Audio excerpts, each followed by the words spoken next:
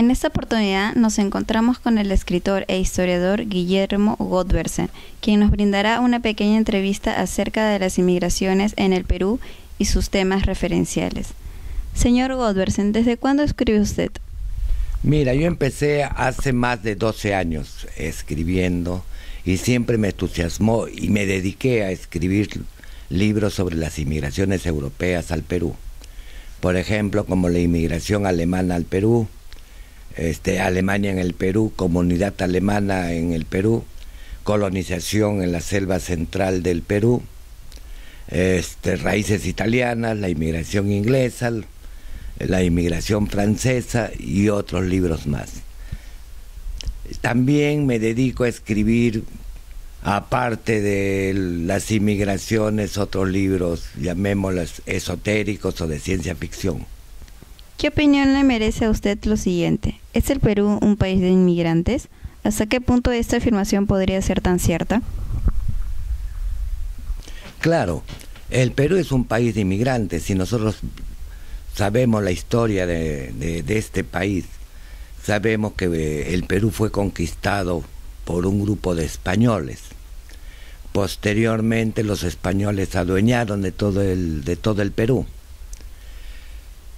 Pasado el tiempo y llegaron también europeos de otros países como los alemanes, italianos, franceses, ingleses, y vino la mezcla de razas.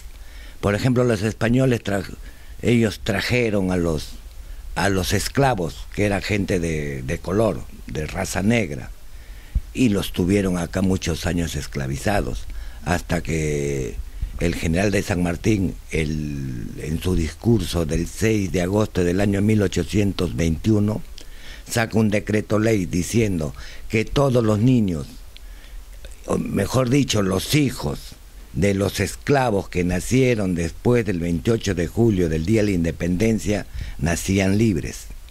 Y tuvieron que pasar muchos años más para que Ramón Castilla recién saque también un decreto ley dando la libertad a todos los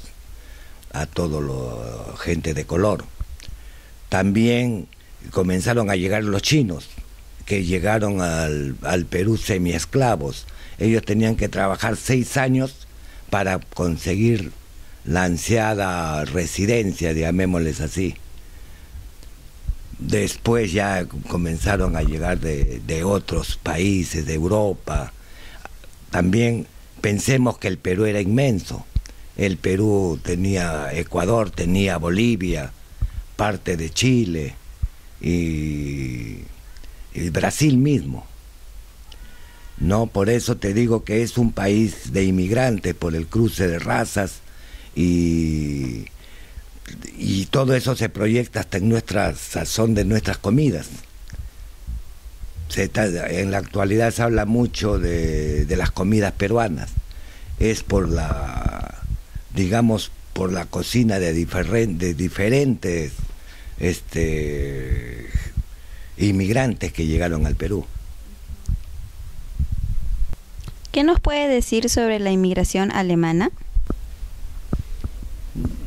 Mira, sobre la inmigración alemana, desde el año 1853 llegaron 4 vapores al Callao con muchos inmigrantes alemanes que venían a colonizar lo que hoy día lo conocemos como la ciudad de Tarapoto.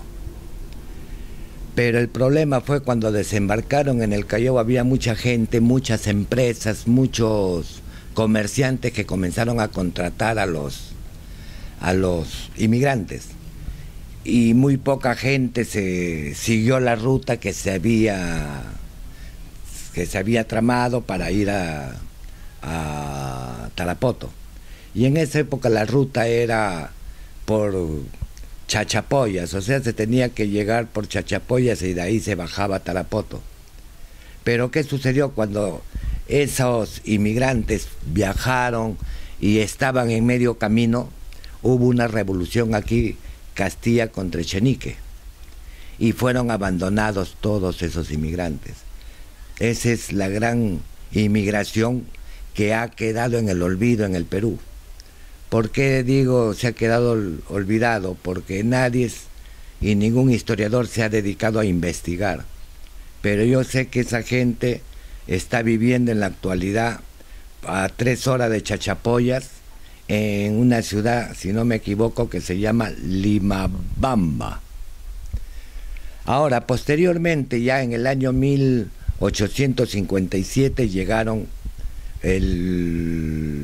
otro grupo de inmigrantes que llegaron al Callao, pero ya con la primera experiencia, el gobierno peruano los hizo entrar en cuarentena en la isla San Lorenzo, y de ahí fueron llevados a Huacho y desembarcar en Huacho, y de ahí se fueron por la ruta hacia Cerro de Pasco, Huánuco, y llegaron al Codo del Posuzo.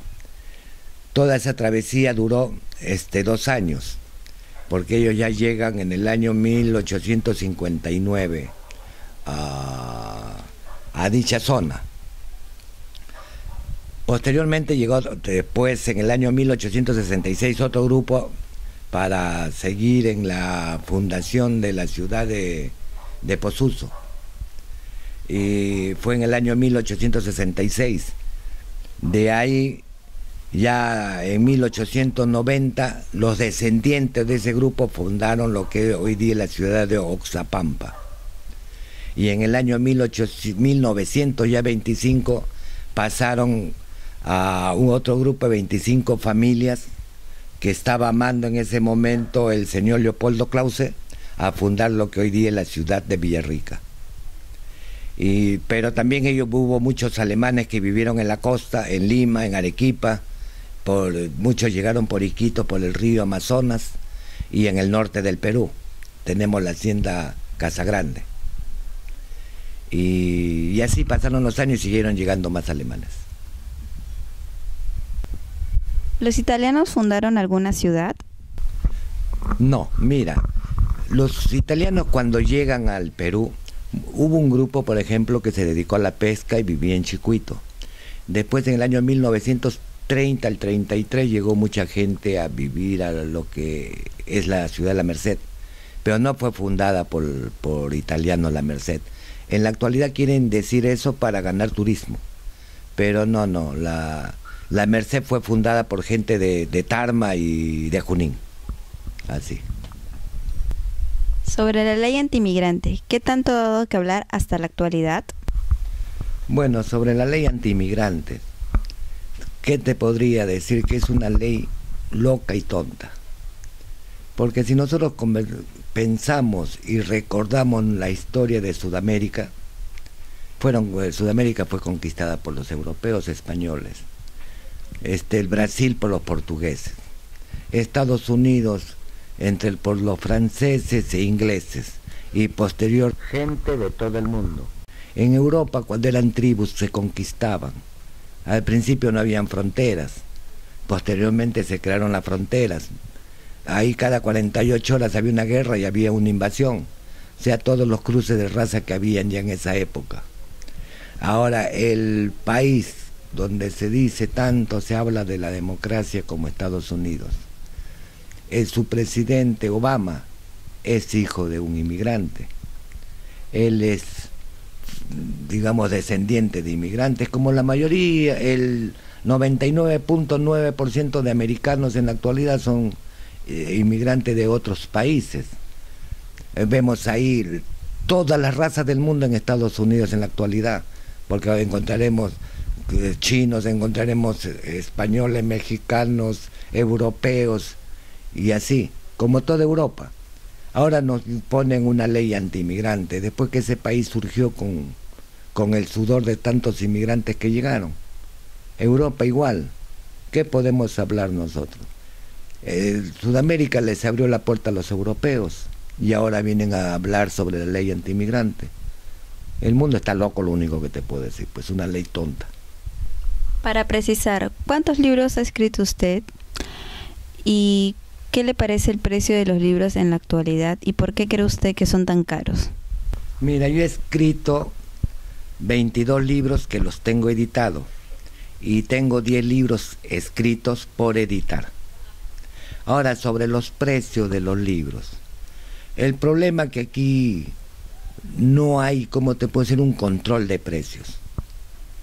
Los primeros mafiosos, para mi punto de vista, es la Cámara del Libro. ¿Quiénes conforman la Cámara del Libro? Todas las editoras. Te lo digo en carne propia, a mí me ha buscado varias editoras para editarme mi libro.